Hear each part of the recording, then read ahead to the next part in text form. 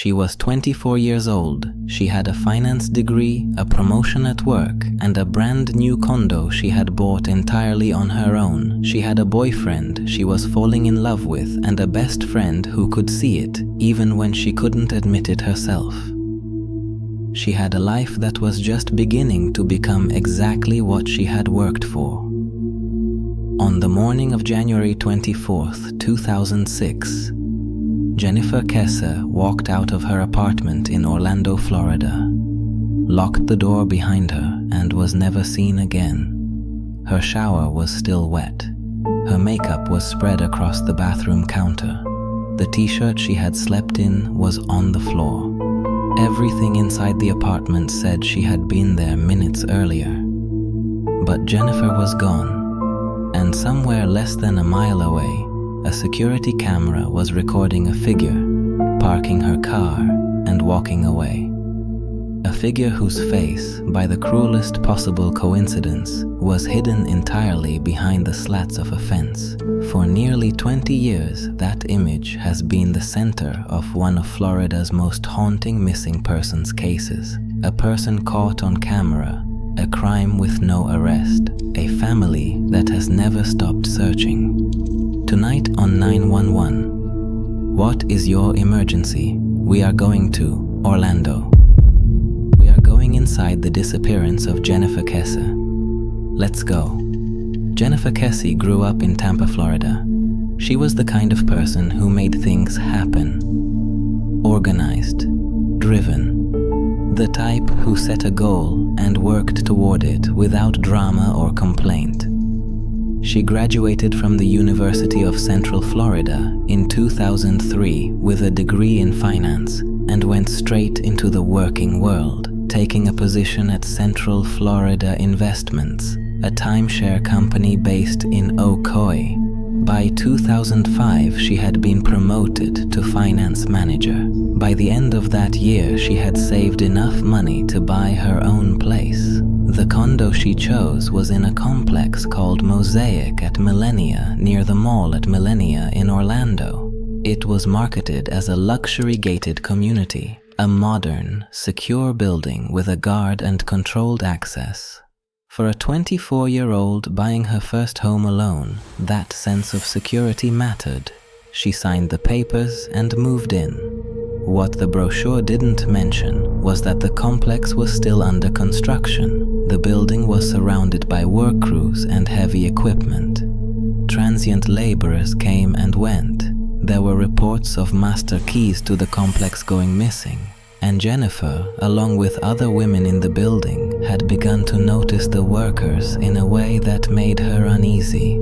Comments made when she walked past, eyes that followed her. She mentioned it to her parents. She told her best friend she was not paranoid. She was paying attention. She had a habit, her family later described, of blocking her apartment door with a chair when she was home alone at night. She knew the building wasn't as secure as it had been advertised. She had adapted to it. She was careful. Her personal life was full but complicated. She had been with her boyfriend Rob Allen for over a year, a long-distance relationship since Rob lived in Fort Lauderdale, about 3 hours south. They saw each other every weekend, trading the drive between Orlando and the coast. It was the kind of relationship that worked on weekends and strained on weekdays. Jennifer's best friend could see how much she felt for him. Jennifer, being Jennifer, was still working it out in her head. The week before she disappeared, Jennifer and Rob took a vacation together to St. Croix in the US Virgin Islands. By all accounts, it was a good trip. They came back on Sunday, January 22nd, and Jennifer spent that night at Rob's place before driving back to Orlando the next morning and going straight to work. On Monday, January 23rd, she called her mother on the drive in. She called Rob that evening around 10 o'clock. They argued. The strain of the long distance, the weight of a relationship that was never quite settled. During the call, Jennifer mentioned hearing a knock at her apartment door. She said she thought it was a neighbor. She didn't investigate. She stayed on the phone. That was the last conversation anyone has ever confirmed having with Jennifer Kesse. Jennifer had a routine. Every single morning without exception, she would text or call Rob before she left for work. It was the first thing she did. She had done it every day of their relationship. On the morning of Tuesday, January 24th, 2006, Rob's phone stayed silent. He tried calling her. Voicemail. He tried again. Voicemail. He told himself she was probably running late, probably distracted, probably caught up in something at work. He left messages. He waited. At Jennifer's office, the morning passed without her. She hadn't called in. She hadn't sent an email. She simply hadn't shown up. And Jennifer Kesse did not simply not show up. Her colleagues called her parents. Her mother Joyce later described the moment she realized what the silence meant. Jennifer had owned that phone since she was 16 years old. In all that time, it had never gone to voicemail. The first time it went to voicemail was the morning of January 24th, 2006. That, Joyce said, was how they knew something horrendous had happened. Drew and Joyce Kesse, along with Jennifer's brother Logan, got in the car immediately. They drove 2 hours from their home to Jennifer's condo. When they arrived, the door was locked. No signs of forced entry. No signs of a struggle. They got inside and found what would be described by investigators, journalists, and the family themselves as a room frozen in time. The shower was wet in the corners. Her makeup was laid out across the bathroom counter the way it always was when she was getting ready for work. The t-shirt she had worn to bed was on the floor. The clothes she had been planning to wear that day were laid out. Everything pointed to a woman who had gotten up, showered, gotten dressed, and walked out the door on a normal Tuesday morning. But her phone was gone. Her keys were gone. Her purse was gone. Her car was gone. Jennifer Kesse had left for work. She just never arrived. Police were initially slow to respond with urgency. The early working assumption, the one that costs investigators precious hours in cases like this, was that maybe she had left on her own. Maybe there was an explanation. Jennifer's family pushed back immediately and hard. They knew their daughter. She did not disappear. Something had happened to her. By sundown on January 24th, family and friends had gathered at the condo and begun searching the surrounding streets. The police investigation formally began that evening. The construction workers at the Mosaic at Millennia Complex, the men who had access to the building, who had been inside her apartment just a week earlier, who Jennifer had reported feeling uncomfortable around, were not systematically interviewed before many of them had already moved on. By the time police turned their attention to that thread, a significant portion of the workforce had scattered. Some had moved to other jobs. Some had left the state. Some, according to investigators, had left the country entirely. The window to find them closed within days. It was the first of several failures that would define this investigation for the next 2 decades. 3 days after Jennifer disappeared, her car was found. It had been parked at the Huntington on the Green apartment complex, about a mile from her condo, just off Conroy Road. It had been sitting there since the day she vanished. When investigators processed the car, they found something unusual on the back seat, a DVD player that didn't belong to Jennifer. Someone had left it there. Whether it was placed deliberately or accidentally, nobody has been able to determine. But what the car gave investigators that they hadn't expected was footage. A security camera at the Huntington on the Green complex had recorded the car arriving. The footage showed a figure, compact in stature, moving with a particular deliberate walk, parking Jennifer's car and then getting out and walking away. The figure moves toward the camera and then past it and out of frame. The footage was grainy. The camera recorded in 3-second intervals rather than continuous video, and at the exact moment the figure's face would have been visible, at the precise angle where identification might have been possible.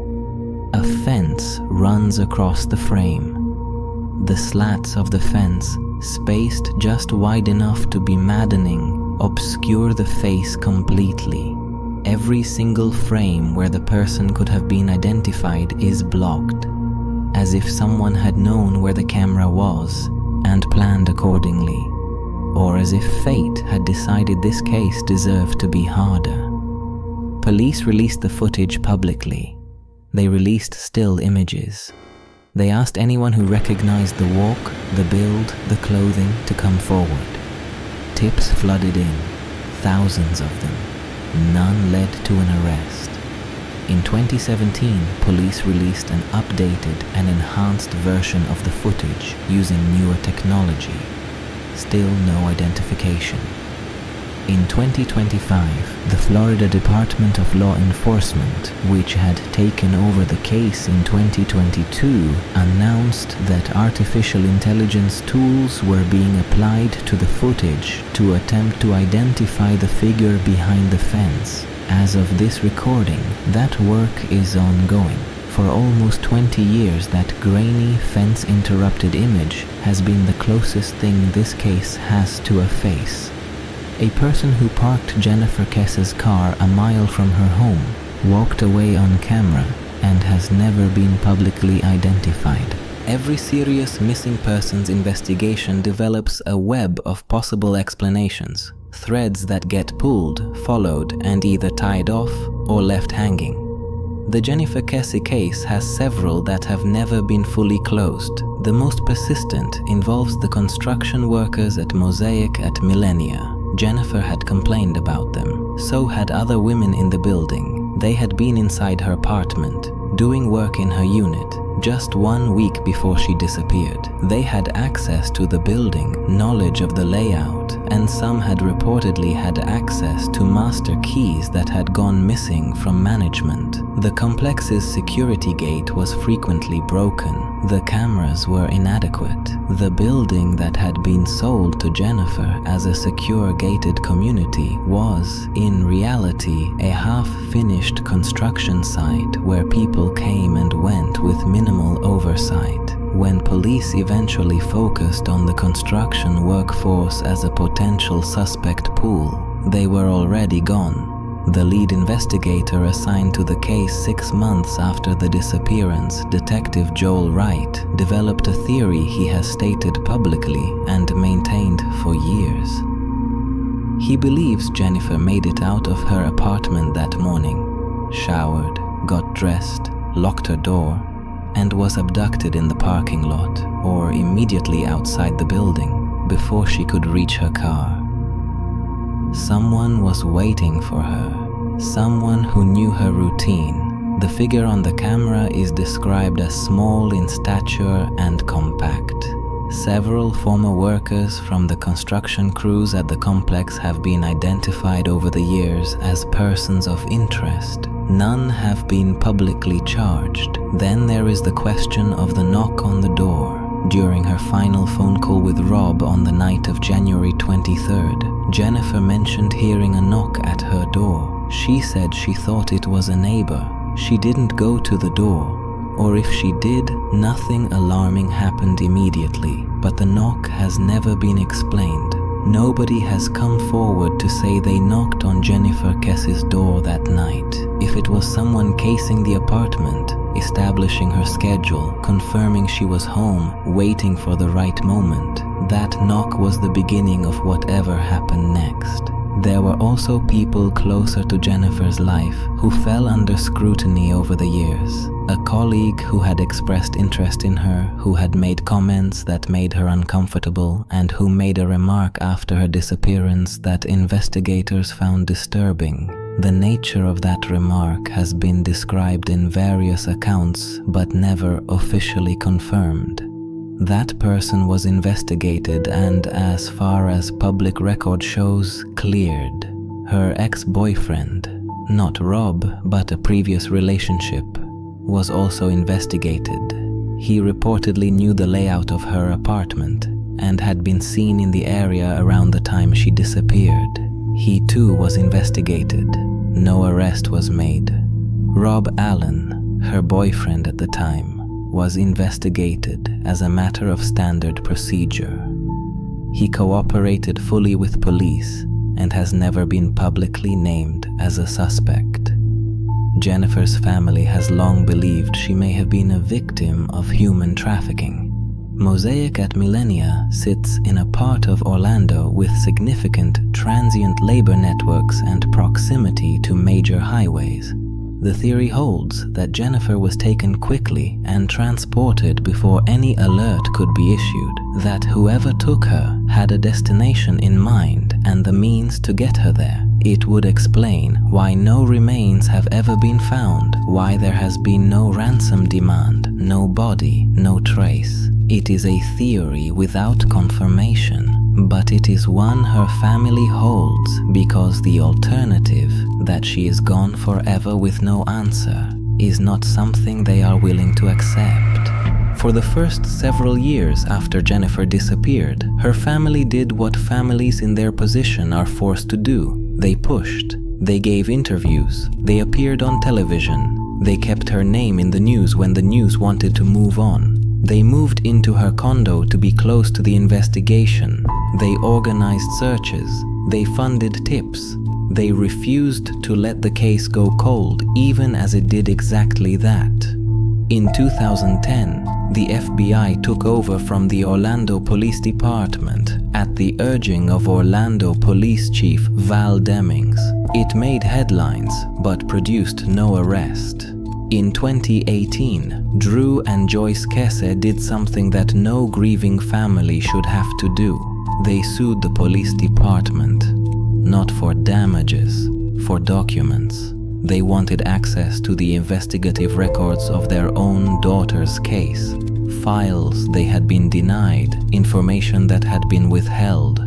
The lawsuit was eventually settled, and the Kesse family received 16,000 pages of investigative documents. 16,000 pages. Nearly 13 years of investigation, and buried in those documents were things that had been missed, leads that hadn't been followed, threads that had been dropped. The lawsuit that was meant to bring them closure instead revealed the full scope of the institutional failures that had let a killer or a kidnapper walk free. In December 2022, the case was transferred to the Florida Department of Law Enforcement's Cold Case Unit. For the family, it felt like the first genuine reason for hope in years. The FDLE came in without the defensive instincts of the agency that had handled the case originally. They came in with fresh eyes and better technology.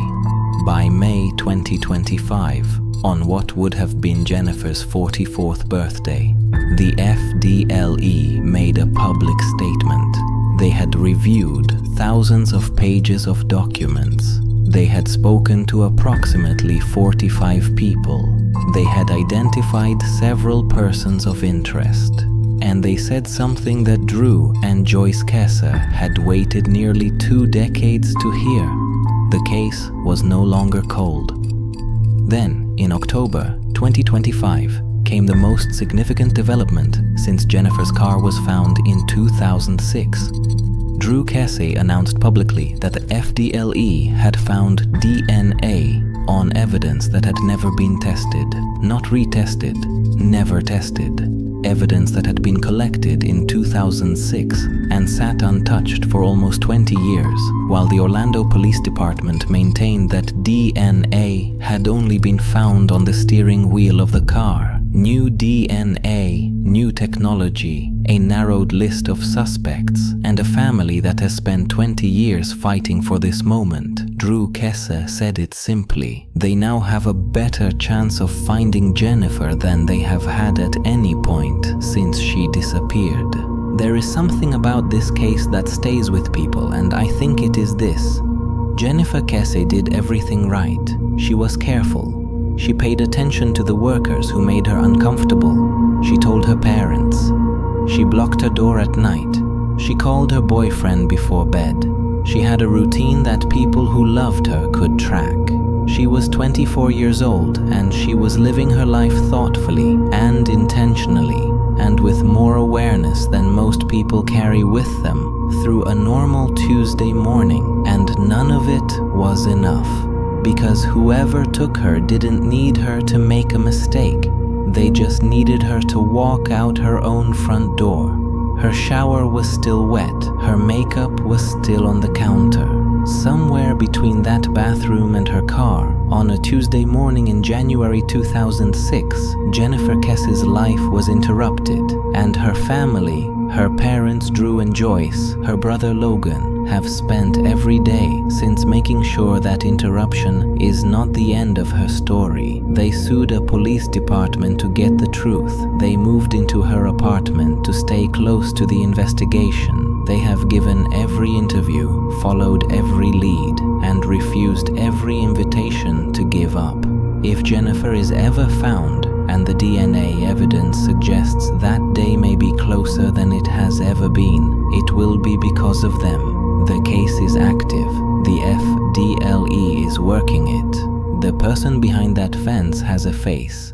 They always had a face. We just haven't seen it yet.